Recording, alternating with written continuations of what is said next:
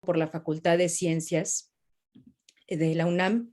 Realizó un diplomado y especialidad sobre la dimensión ambiental en el diseño y la ejecución de políticas públicas del Programa Universitario de Medio Ambiente de la UNAM.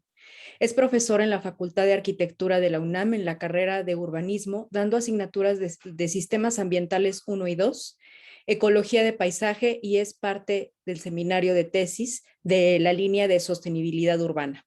Colabora en la materia de Introducción a las Políticas Públicas para la Conservación de la Diversidad Biológica en el posgrado de Ciencias Biológicas también de la UNAM. Trabaja como coordinador de proyectos en el Laboratorio de Restauración Ecológica del Instituto de Biología, en distintos proyectos de restauración ecológica urbana y ordenamiento territorial de socioecosistema urbano. Desde 1998 ha participado y dirigido diversos proyectos sobre ecología aplicada, sostenibilidad, agroecología, ordenamiento territorial, movilidad urbana, derechos humanos y divulgación de la ciencia. Lo anterior, en diversas entidades académicas como son los institutos de ecología, biología, ingeniería y el Programa Universitario de Estrategias para la Sustentabilidad de la UNAM. Ha participado en congresos nacionales de ordenamiento territorial y de sostenibilidad. También ha publicado artículos científicos y de divulgación. En el sector público colaboró en la Secretaría de Medio Ambiente de la Ciudad de México, en la Procuraduría Ambiental y del Ordenamiento Territorial y en la Comisión de Derechos Humanos del entonces Distrito Federal. Fue miembro del Comité Consultivo Nacional de Normalización de Medio Ambiente y Recursos Naturales y del Comité Técnico de Normalización Nacional de Medio Ambiente y Recursos Naturales, ambos en el gobierno federal. Y recientemente fue parte del Comité Técnico del Proyecto de Norma Ambiental 2021, en la que se establecen las condiciones para la producción agroecológica en el suelo de conservación de la Ciudad de México. Muchísimas gracias, Miguel, por acompañarnos. Bienvenido y te escuchamos. Hola, ¿cómo están? Bueno, cuando ya se oye tanto, no se quedan tanto, ¿eh? No se quedan tanto. Entonces, eso se hace en un ratito. Pero bueno, pues bueno, primero muchas gracias por escucharme, por invitarme. Veo por ahí que está la doctora Negrón, Alicia Negrón. Quiero decir que ella fue mi maestra de bioquímica en la facultad. Entonces, es maravilloso tenerla por aquí. Doctora, muchas gracias por estar. Seguramente no se acuerda de mí, pero yo sí de usted. Fue maravillosa su clase. Muchas gracias por acordarte de mí. No, pero ¿cómo no me voy a acordar? Claro que sí, fue maravillosa esa clase y fue muy, muy, muy entretenida y bonita. Difícil, bueno, pues, la agarramos bien. Pues gracias, y es un honor tener alumnos como usted, pero también todos los presentes. Claro. Nombres de los que recuerdo, de todos los que pasaron ya por mis campos de acción. Muchas gracias. Pues, maravilloso, qué bueno tenerla aquí, escuchándome, pues bueno, sin más, y gracias a todos. Antes quería saber más o menos, ¿son de primer semestre y de tercero? Me dicen, si pueden poner ahí en el chat, estaría padre que sí. Perfecto, muy bien. Pues bueno, ahí voy a empezar más o menos. Pues bueno, la película, la verdad es que me pareció una maravilla, porque primero es en 1973, justo cuando yo nací, entonces esa es una circunstancia maravillosa de coincidencias, y porque está ubicada en el 2022, ¿no? Entonces ese año, pues está a un año, estamos a meses de ser el 2022, entonces, y pues ya nos alcanzó, y casi todas las cosas en las cuales esta película hace mención, pues tienen un impacto que ahorita tenemos como varias alternativas. Voy a mencionar aquí varias cosas antes de mostrarles algo que les preparé sobre servicios ecosistémicos, derechos humanos y cambio climático, pero quería centrarme muy bien en unos aspectos muy particulares de la película y de lo que están. Primero, en los 70s, evidentemente, el contexto histórico y por supuesto el contexto histórico tanto político como de cómo nacen los servicios ecosistémicos o el concepto de servicios ecosistémicos.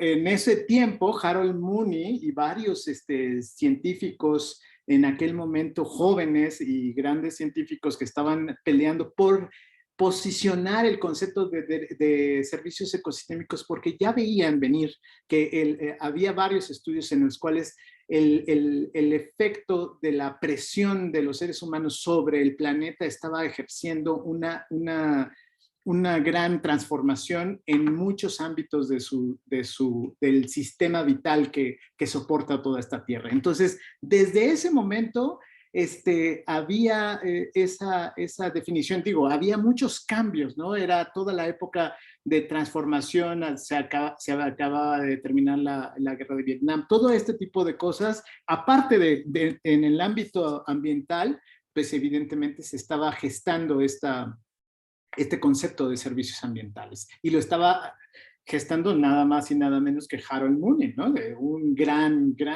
ecólogo en el cual pues aún vive y está perfectamente haciendo y Shaping, junto con Shaping, haciendo estas mancuernas grandes para el concepto de servicios ecosistémicos. Y en ese momento es que se da esta película. También se da en el contexto de la Guerra Fría, que ahora pues volvemos de nuevo a esas situaciones, y se da también en el contexto en el cual los grandes demógrafos dicen que estamos a punto de entrar en un colapso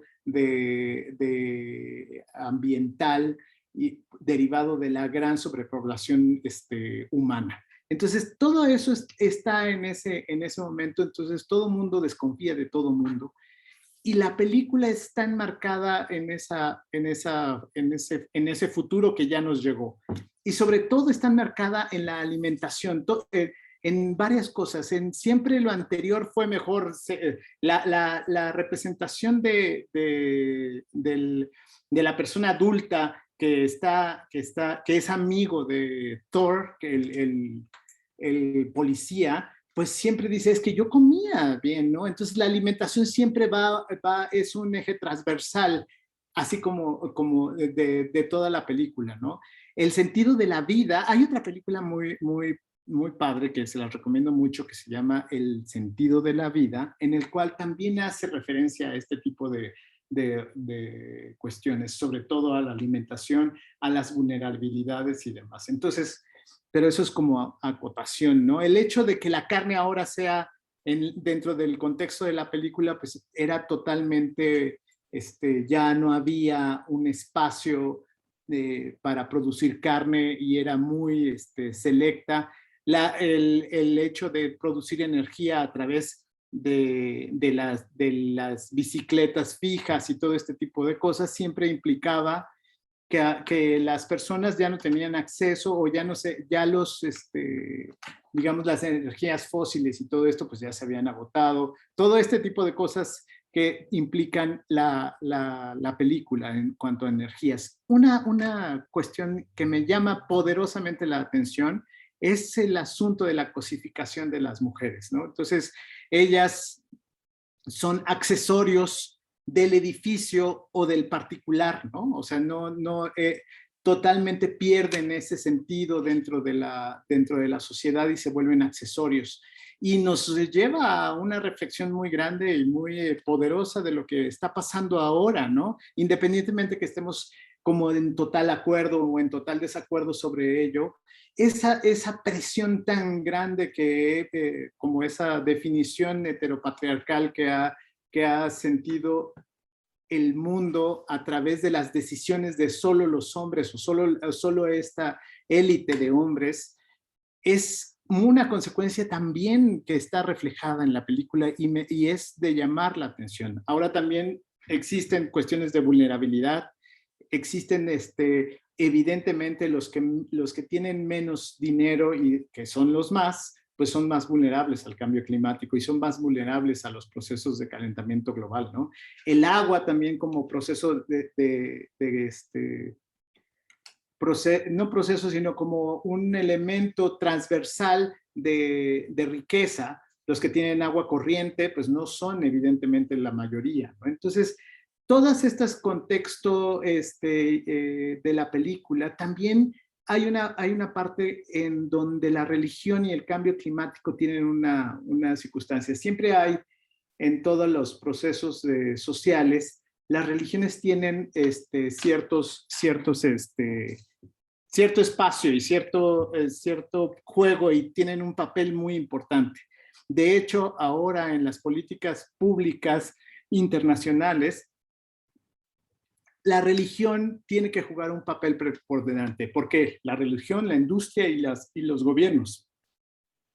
La religión en un momento decía, o se hacía, decía dentro de sus cánones, decía que todo lo que se produce o está en la tierra es del hombre o del ser humano. Y eso nos lo tomamos muy en serio, tanto que estamos en lo que estamos ahorita. Entonces, si la religión toma en cuenta esta circunstancia de sostenibilidad, muchas de las personas y mucho de la Grey va a seguir esas circunstancias y esos elementos, y por eso es importante ahora el hecho de que la religión tome en cuenta estos ejes de sostenibilidad. Y me llama la atención porque en la película también siempre los curas están ahí presentes dando auxilios, ¿no? Entonces, todo esto enmarca el hecho de que al final nos comemos a nosotros mismos, ¿no? Entonces, que llegamos a ese punto de último recurso, que es nuestra propia carne, y me recuerda mucho lo de las vacas locas, ¿no? Cómo nació ese proceso de infección, porque las vacas locas las alimentaban igualmente con vacas. Entonces, la carne que nosotros, o más bien los pellets que alimentaban a las vacas en aquel entonces, cuando hubo esa crisis, eran de la misma carne de las vacas, y eran vacas enfermas que las trituraban y demás, y por eso nació esa enfermedad. Entonces, ese proceso de totalmente, la ausencia total de la sostenibilidad ahí, la total contaminación y querer como aprovechar todos los recursos, siempre fue una definición de este proceso del capital como tal. Pero eso es lo que me deja como la película, esos tres ejes muy grandes: los servicios ecosistémicos, la vulnerabilidad social y el deterioro dentro de las ciudades, porque todo se enmarca dentro de las ciudades. Y entonces les quería mostrar, no sé si hasta ahorita tienen alguna otra manera de verlo, o algo que se me haya pasado, que estén de acuerdo o no. Sí, díganme algo ahí por el chat. O si no, sí. Hay unos emojis que dicen así, y pues, o seguir. Entonces, si ahí andan, estaría muy bien que dijeran algo por ahí para que poder. Perfecto. Entonces, mira, Ana Rodríguez dice que sí, que va bien. Ándeles, exacto, así. Así está muy bien, para no sentirme yo hablándole al hiperespacio tan difícil de repente para algunos profesores. Pero bueno, les voy a compartir mi pantalla y les voy a comentar sobre el asunto de ¿qué tiene que ver la relación entre el cambio climático, los servicios ecosistémicos y los derechos humanos? Entonces, sí puedo repartir la pantalla. Ah, mira, tengo una pregunta, creo, aquí. A ver.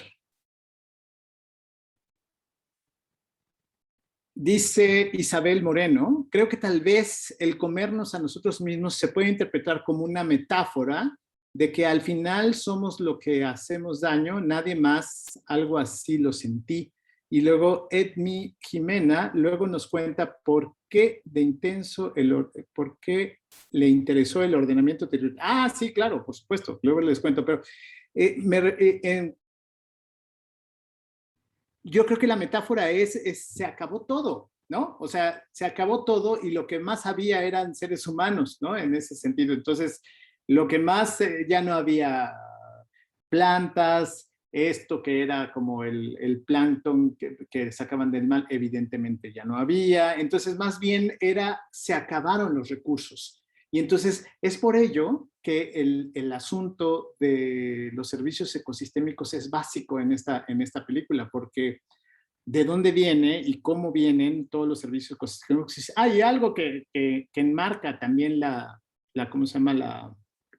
La película es el calentamiento. Siempre están sudando todo mundo, que le da mucho calor a todo mundo. Entonces esa es una característica general del cambio climático, que se elevó la temperatura. Pero bueno, entonces aparte, la parte del racismo también la vi como un guiño del film en pro de los derechos humanos. Bueno, no en pro, pero sí como en tema de derechos humanos, más bien como esta definición de clases, ¿no? Sobre todo, bueno, no fue un guiño, fue, o sea, decirle a la mujer que es un accesorio particular o el edificio, pues eso ya no es ni siquiera, es la cosificación total del ser humano, ¿no? O sea, no es un guiño, es real, es absolutamente, las mujeres tienen y son cosas, ¿no? O sea, son absolutamente cosas, ¿no? Y les pueden pegar, las pueden desechar, no hay manera en ese sentido de que sea un guiño, es totalmente claro, pues, ¿no? El asunto. Entonces, excelente comentario de Isabel, comparto. Sí, ahí tiene una mirada. Perfecto. Pues ahora sí les voy a compartir un poquito de la pantallita que tengo aquí para... A ver. ¿Sí lo logran ver? Sí, se ve. Perfecto. Bueno, entonces para ello hay dos frases que me gustan mucho dentro de los artículos que nos hemos puesto a leer aquí en estas materias. Y una es: sin un ecosistema en funcionamiento no puede haber condición humana justa o injusta. O sea, independientemente de que llegue primero el cambio de esta vulnerabilidad a los más pobres, independientemente de eso, llegará también a los más ricos y se quedarán sin nada el asunto. Entonces, si no hay ecosistemas realmente funcionales dentro del planeta como tal, no habrá para nadie, ni siquiera para los que tienen mucho, ¿no? Y hay otra más, que los sistemas sociales nunca regresan realmente a un estado en el que estaban antes, como lo hacen a veces los ecosistemas o los sistemas climáticos. ¿Esto qué quiere decir? Y esto es muy interesante porque el asunto de que nosotros aprendemos, o sea, nosotros podemos y tenemos la capacidad de aprender. Y somos el cúmulo de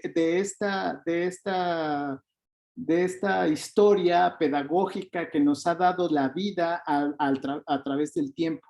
Los ecosistemas por lo regular tienen procesos en los cuales regresan a un punto en donde estaban, si es que pueden, y siguen. Pero nosotros podemos variar esa circunstancia, podemos ir siendo resilientes, cambiar para no cambiar, decía de hecho Martin Sefer, ¿no? Entonces, esa circunstancia me parece muy central dentro de esta película, porque es parte de un mensaje que no lo dice como tal, pero que podemos hacer caso de que podemos cambiar esta situación. Nosotros aún estamos en el tiempo crítico de poder hacer las acciones para poder cambiar este calentamiento global.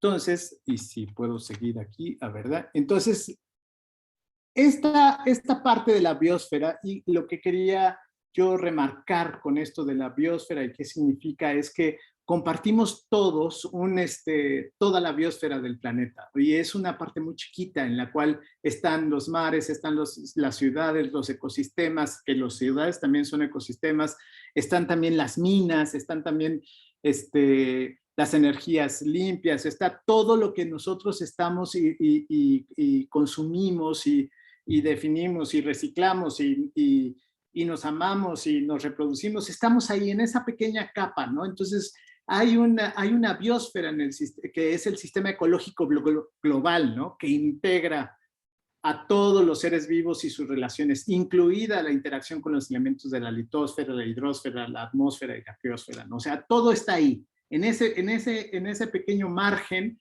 ahí lo tenemos, y es lo único que tenemos. y entonces vernos globalmente implica también tener conciencia de que cada una de nuestras acciones a diversas escalas tienen un impacto dentro de nuestros ecosistemas.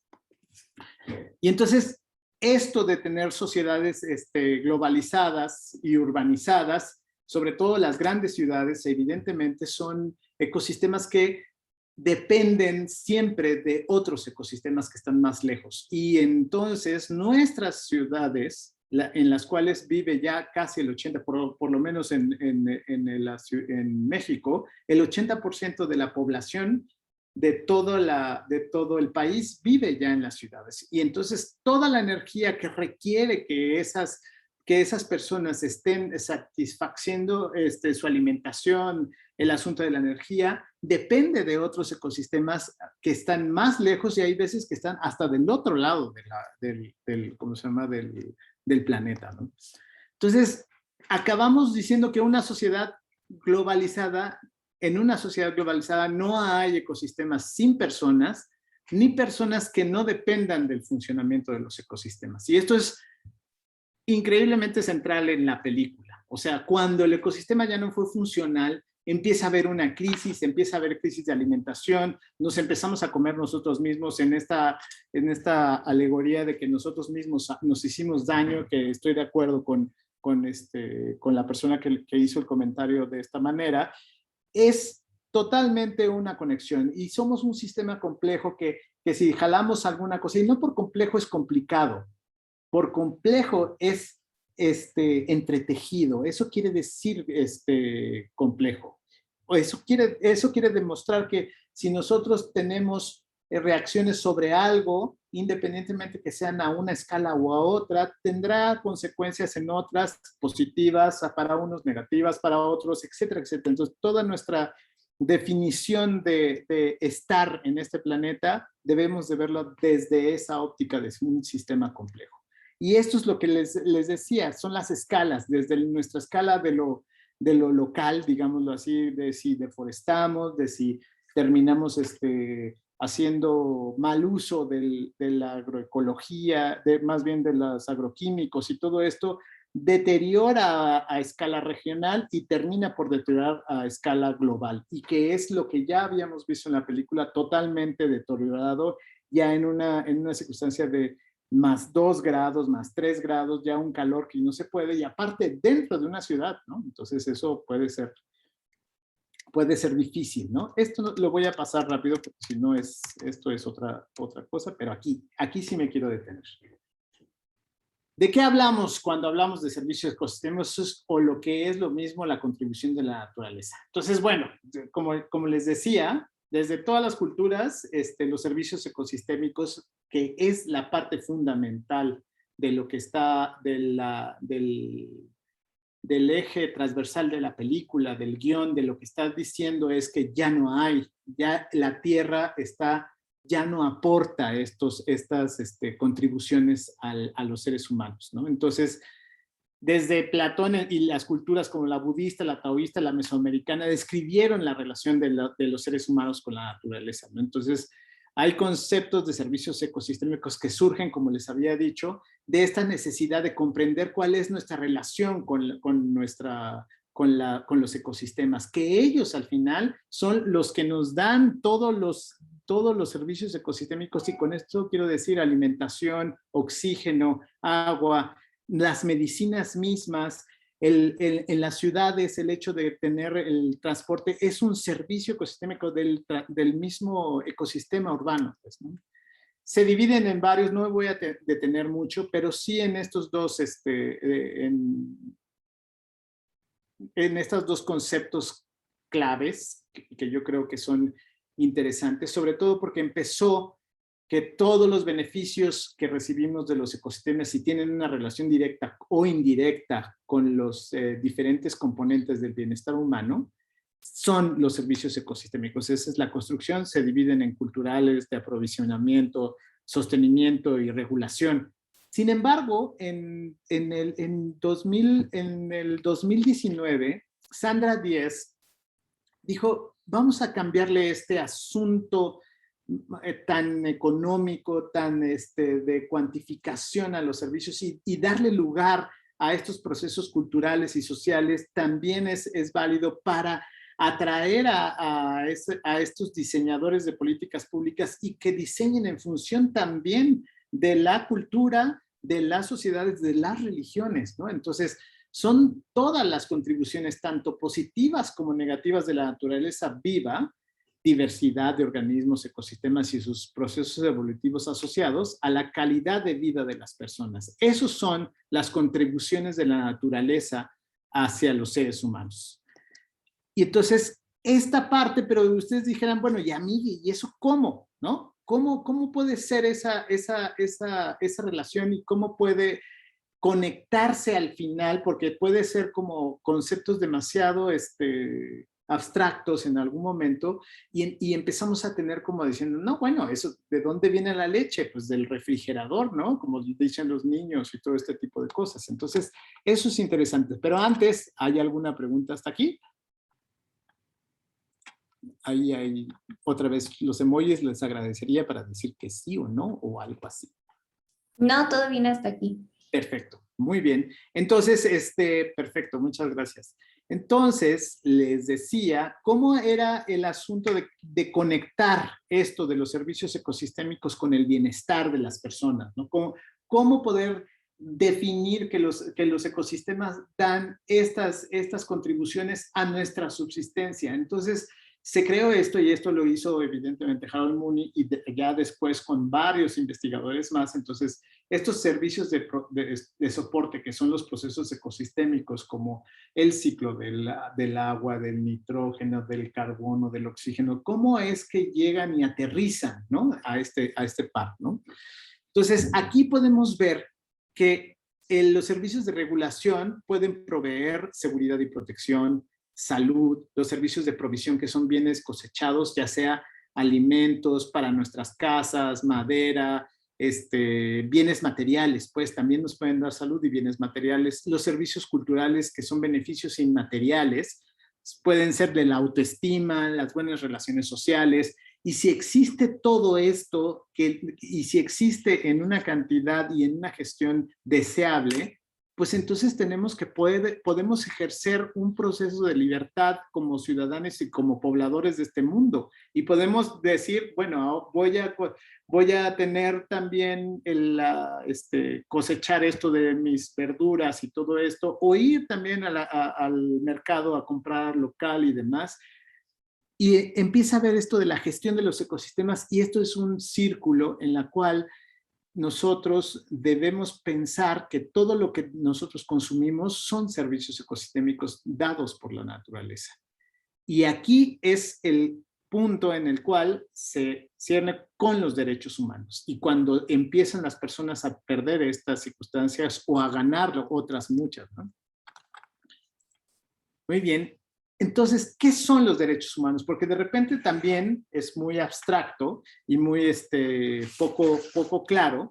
Entonces, yo tenía aquí algunos apuntes, aparte de estas dos definiciones ya muy clásicas de derechos humanos, que se conceptualizan como instrumentos jurídicos orientados a salvaguardar aquellas necesidades o bienes o intereses considerados fundamentales para la vida de las personas y las comunidades. Y ahí ven cómo se va generando esto del bienestar de las personas con el concepto de derechos humanos, ¿no? Y ahí el otro, que al final son, los derechos humanos para mí son demandas éticas, pues, ¿no? En su implementación va más allá de un ejercicio del derecho, sino va por el hecho de que nosotros estamos aquí vivos y viables y tenemos una capacidad de poder ir un día más, tenemos derechos humanos, ¿no? Y entonces son valores o bienes de orden público de alto nivel ubicados en la cúspide de las políticas públicas. O sea, si todos los diseñadores de políticas públicas ubicaran a los derechos humanos como ejes transversales en sus diseños, pues otra cosa nos cantaría, igual que si fuera los derechos humanos y no el mercado, como luego hacen este diseño de políticas públicas. Entonces, si ustedes observan cómo los conceptos de servicios ecosistémicos y derechos humanos tienen un asunto de bienestar, están totalmente en lo correcto. Entonces, ¿cómo se relaciona? Si el estado de la naturaleza tiene absolutamente toda relación con la accesibilidad y asequibilidad de los derechos humanos. Si el ecosistema está dado al cuas y no da los elementos suficientes para poder seguir funcionando, inmediatamente los derechos humanos de las personas que viven ahí en ese momento empiezan a deteriorarse.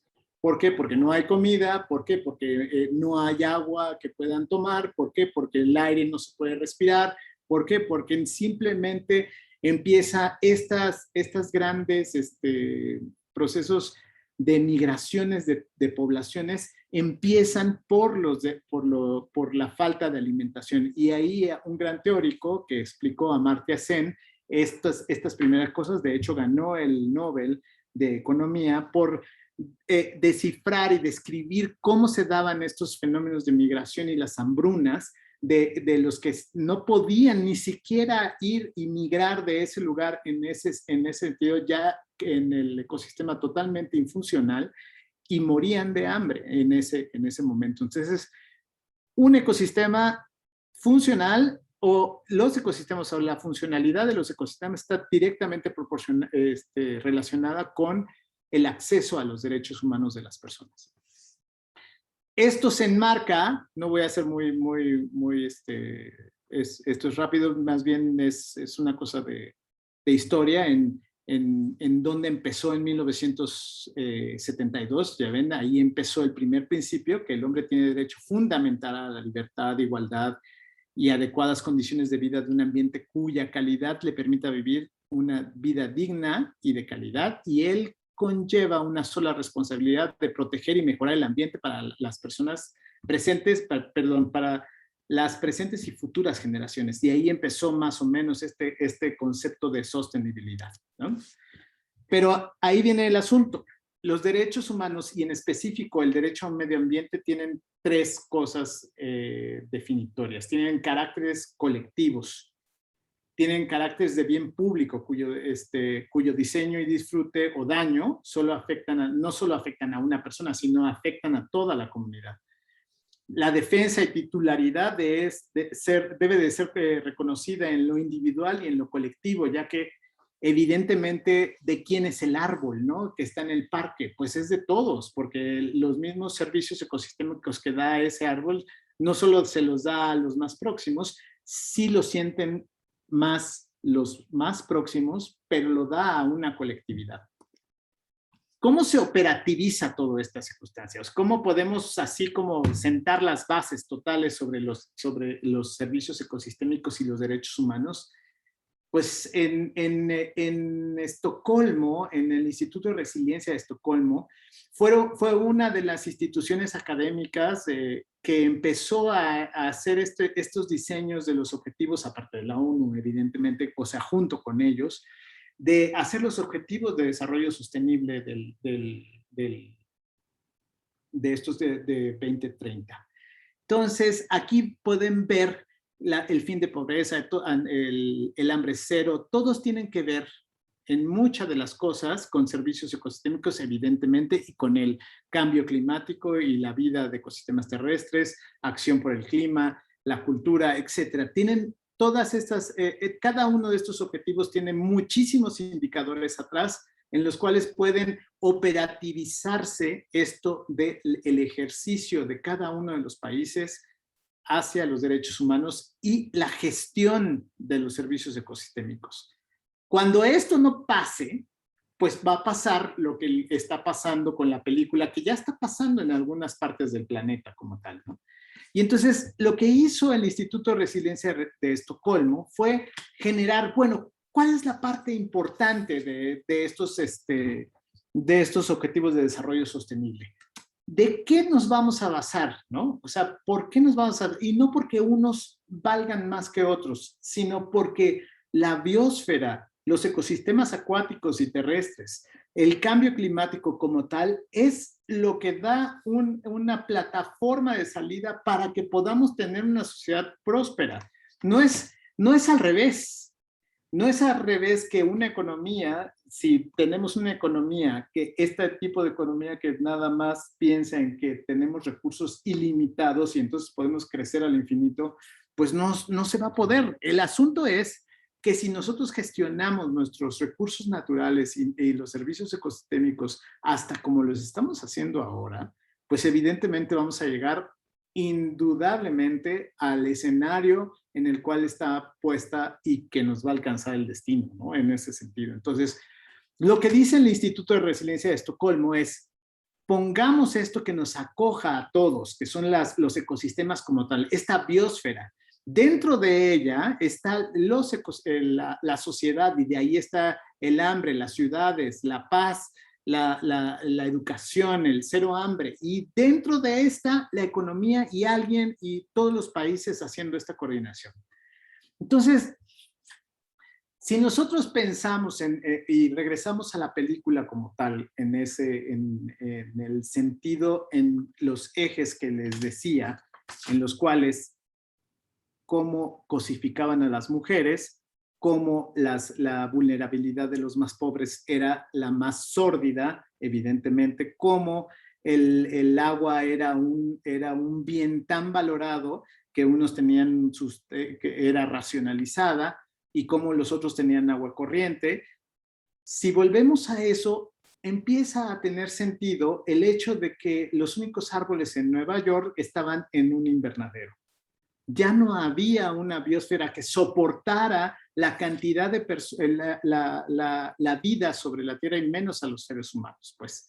Entonces, si el planeta no soporta ya ningún ser vivo, pues menos a los seres humanos, porque son contribuciones que los ecosistemas dan a los seres humanos. Entonces, esta reflexión que les quería dar, ese es el punto en el cual hay un total engranaje entre los derechos humanos, hay un total engranaje con los servicios ecosistémicos y evidentemente con el cambio climático.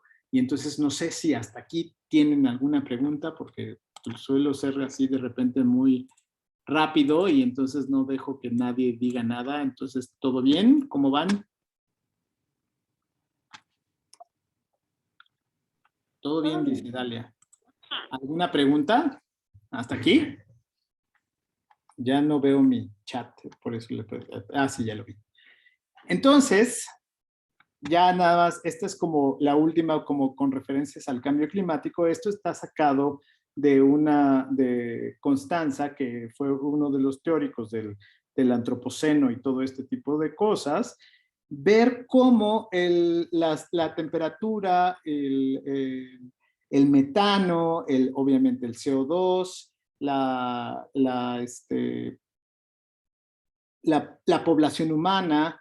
Por aquí están varias cosas que deben de tenerle mucho sentido, que es, aquí dice las migraciones modernas, cómo empezó el ser humano a migrar por todo el planeta y pues no había un alza de metano ni nada por el estilo, la domesticación de los perros, empezó la agricultura y ahí empezó a haber una fluctuación en temperaturas, en CO2, empezó a haber una fluctuación un poco en metano, etcétera, etcétera. Empezó a haber la era del acero, en el papel, la revolución industrial, evidentemente, aquí se ve claramente, ¿no? Cuando empieza a haber todo un proceso de industrialización, pues todos los niveles, tanto de metano, CO2, la población urbana empieza a crecer, etcétera, la temperatura empieza un poco a variar ahí no se ve tan claramente, pero ya después sí. Entonces, esta gráfica como que determina hacia dónde estamos yendo, pues, ¿no? Hacia dónde estamos yendo y colocándonos como especie sobre este planeta. Y sobre todo como especie supuestamente líder, pero en realidad no tiene nada de líder en ese sentido. Estamos como había dicho, no sé quién lo escribió, pero nos estamos autodestruyendo, nos estamos autocomiendo, pues. Entonces, eso es la reflexión que puedo decirles y cómo puedo comentar esta película que la verdad cuando la vi me hizo recordar que muchos de los índices que mide los ODS están intactos, o sea, no se han movido, siguen así. Entonces, si no tenemos esta conciencia de que somos un ecosistema global en el cual todas las acciones de estos países que tienen mucho poder y mucha huella ecosistémica en el planeta, pues no vamos a poderla liberar, ¿no? Tenemos que ponernos de acuerdo. Y ustedes son un ejemplo muy claro de poder tener una injerencia social, técnica y científica para poder dar elementos precisos, muy valorados y con elementos de juicio y en base a las investigaciones que seguramente van a hacer muchos de ustedes siendo como egresados de esta carrera para poder dar los elementos suficientes a estos tomadores de decisiones y que puedan realmente tomar decisiones correctas. Si no, esto nos va a llevar al precipicio. Ahora lo vemos justo con la pandemia, ¿no? La pandemia es un claro ejemplo de cómo estamos teniendo el choque absoluto con animales que jamás hubiéramos tenido necesidad de estar y ahora, pues ahora lo tenemos, ¿no? Y estas mutaciones de estos virus, y ahora lo tenemos claro y fuerte en ese sentido. No es la primera, no va a ser la última, pero el asunto, de hecho, yo siento en mi perspectiva y bajo lo que he leído hasta ahora, no se va a ir. O sea, es como nos van a vacunar y seguirá siendo las variantes Delta y se va a acabar el alfabeto griego y van a empezar con el chino, porque al final es una circunstancia que nunca se va a acabar. Y listo. No sé si tienen alguna pregunta hasta aquí.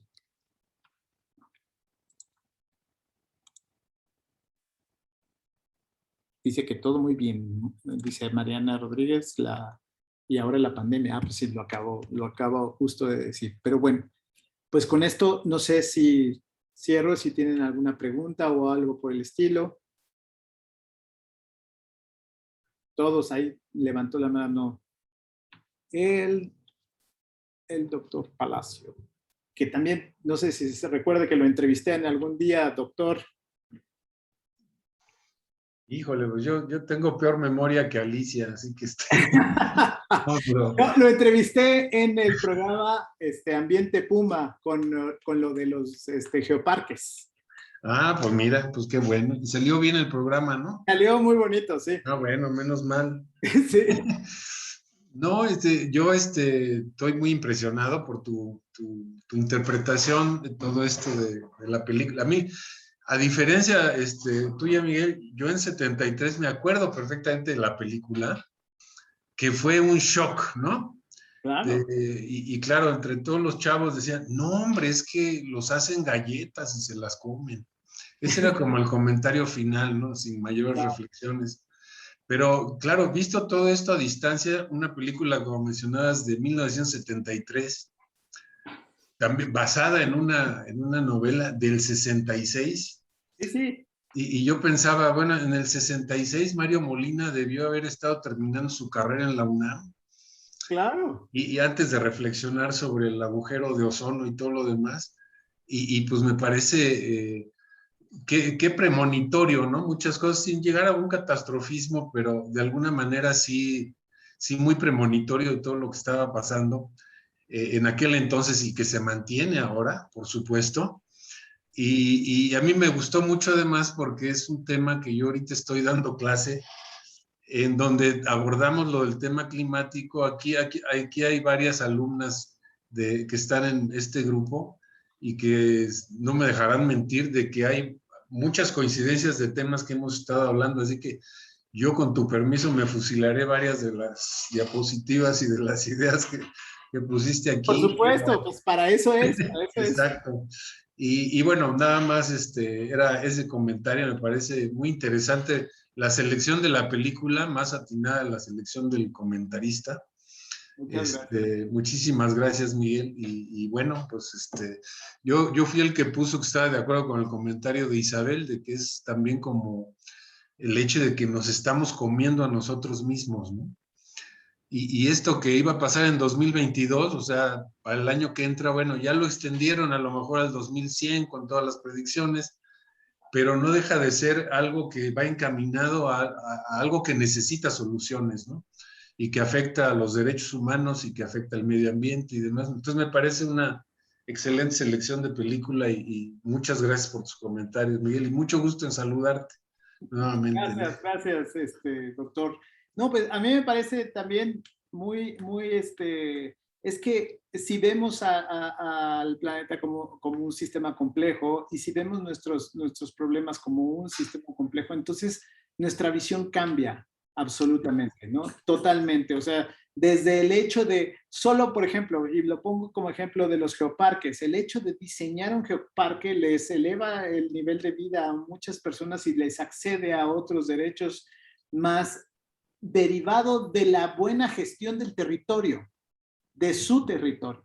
Y entonces eso impacta muchísimo.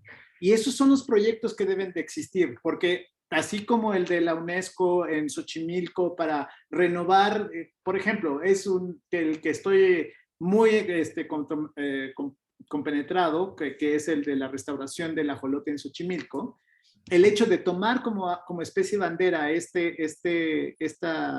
este animalito implicó que toda la ancestralidad y conocimiento ancestral de todos los chinamperos regresaran otra vez y dejaran los agroquímicos y gestionaran de otra manera su territorio. Y eso implicó trabajo de nuevo, implicó que se unieran de nuevo socialmente. Y entonces, el hecho de ir contribuyendo a que el conocimiento interdisciplinario y multidisciplinario esté entre nosotros es el hecho con que podemos no llegar a la película, digamos, al colapso de que estamos, ¿no? Como lo dijera Jared Diamond, ¿no? Que nos vamos al colapso en algún momento si seguimos en esto. O sea, ha habido a lo largo de la historia muchos colapsos en todo el tiempo, ¿no? O sea, las grandes ciudades han colapsado, se han derruido en ese sentido, pero son puntuales. Y ahora estamos en un punto de no retorno quizá, ahora sí que en el punto de inflexión, como todos los estudiosos de la resiliencia y de los procesos de sistemas complejos y de sistemas como tales, ver cómo llegamos a no estar en ese punto, pues. Cómo podemos hacer que esa tacita pueda ser más profunda y no irnos al precipicio, ¿no? Perfecto, pues muchísimas gracias. Pues muchas gracias. A mí me gustaría escuchar a la comunidad estudiantil que hoy nos acompaña de la escuela. No sé si alguien quiera comentar, preguntar algo.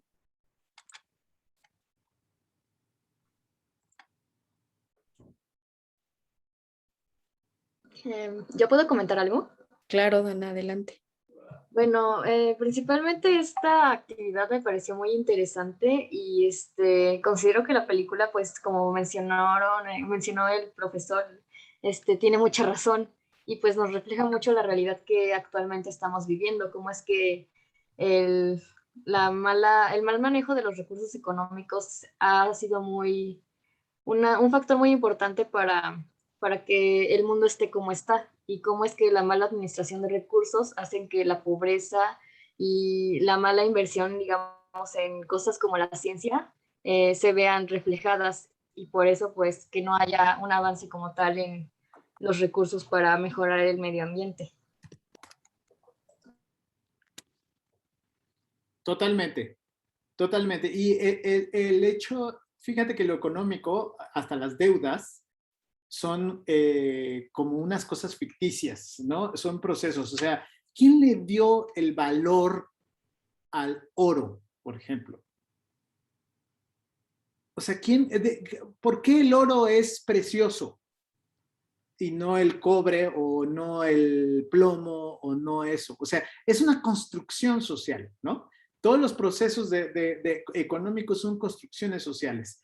El oro para los mayas o para los aztecas, pues era ahí una cosa, pues estaba bonito y lo hacían, pero no tenía un valor intrínseco. El valor que tenía para los aztecas era el cacao. Pero llegan los españoles y dicen, no, esto es oro, ¿no? No hay otra cosa que aquí. Entonces empieza a haber otra construcción sobre la gestión de los recursos.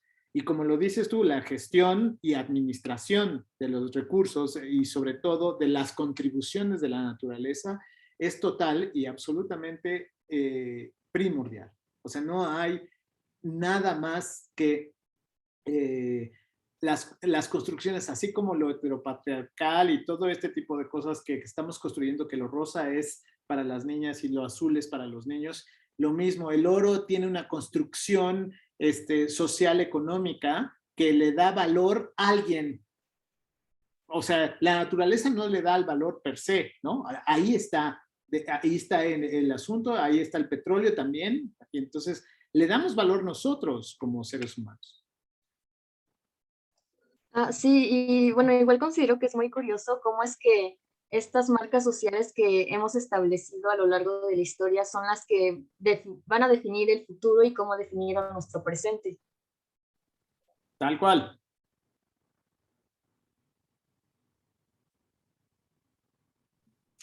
Jimena. Hola, sí, bueno, primero quiero agradecer por la película, la verdad es que nunca la había visto y me pareció muy interesante. Y bueno, ya lo otro es que siempre que veo este tipo de películas y cuando comentamos estos temas, de verdad que me siento con una responsabilidad enorme con las futuras generaciones y con las actuales. Bueno, yo soy de geografía aplicada, ¿no? Entonces, justamente la geografía aplicada nace con esta idea de que la geografía es para llevarse la acción, ¿no? Y que el conocimiento es para que se lleve el espacio público. Entonces, siempre que vemos, bueno, que siempre que veo este tipo de películas o de problemáticas, que pues nos afectan a todos y en diferente medida, en todas las escalas, pues creo que me siento muy comprometida con todos, porque nosotros queremos, o bueno, uno de los objetivos de la carrera es que seamos capaces de proponer soluciones y ser capaces de estructurar una política pública. Entonces creo que, pues no sé, o sea, hablar de estos temas me motiva porque sé que pues, o sea, no solamente se trata de hablar como de lo que ya se hizo, de lo que está pasando, sino de poder hacer algo para que esto se aterrice, ¿no? Y yo creo que muchos de los problemas de las políticas públicas y por lo que he aprendido es que pues muchas veces no tienen seguimiento. Aunque se está aplicando cierta política pública, no existen indicadores que realmente nos ayuden a evaluar cómo vamos. Y pues, no sé, a veces aunque una política pública esté funcionando muy, muy bien, de una u otra administración se corta. Entonces creo que nosotros también, o sea, sí, es cierto, somos todo un sistema complejo. Está como la hidrosfera, la biosfera, pero también está el sistema de nosotros, ¿no? El antrópico. Entonces al final siempre estamos interactuando y entre nosotros nos determinamos, ¿no? Entonces, no sé, me gustan estos temas y aparte me hace sentir que lo que estudio es bastante útil. Y pues nada, fue un buen espacio para la reflexión. Gracias. Gracias, Jimena. Gracias. Adelante, Dalia. Hola, buenas noches.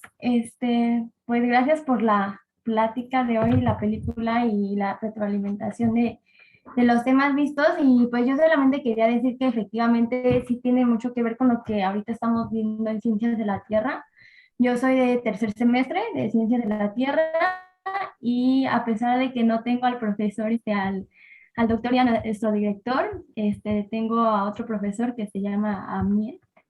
Y pues también hemos visto temas que ahorita se mencionaron como lo sostenible, lo del antropoceno, en nuestro caso también hemos visto el capitaloceno y que pues la importancia, ¿no? De que aunque somos científicos o nos estamos preparando para ello, pues no solamente hay que ver como ese lado, ¿no? Sino hay que ver también como el sistema socioeconómico y todos los factores en los que intervienen este tema.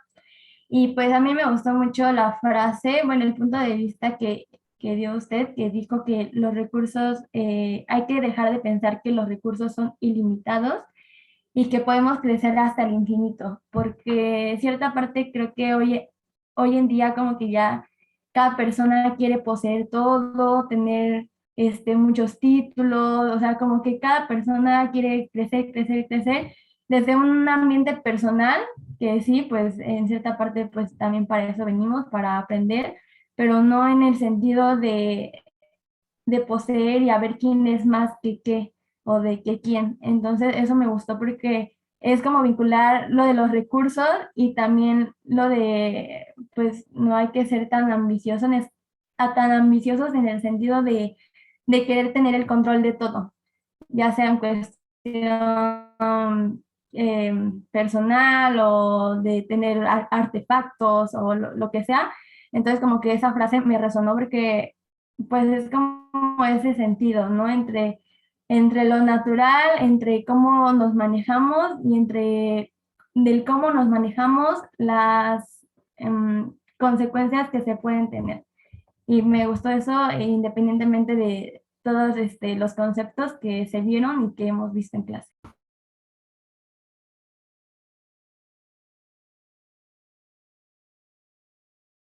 Ah, ya. ¿Me escuchan? ¿Me escuchan? Sí. Sí. Ah, perfecto. Qué bueno que te gustó, entonces. ¿Alguien más tiene algún comentario? ¿Pregunta?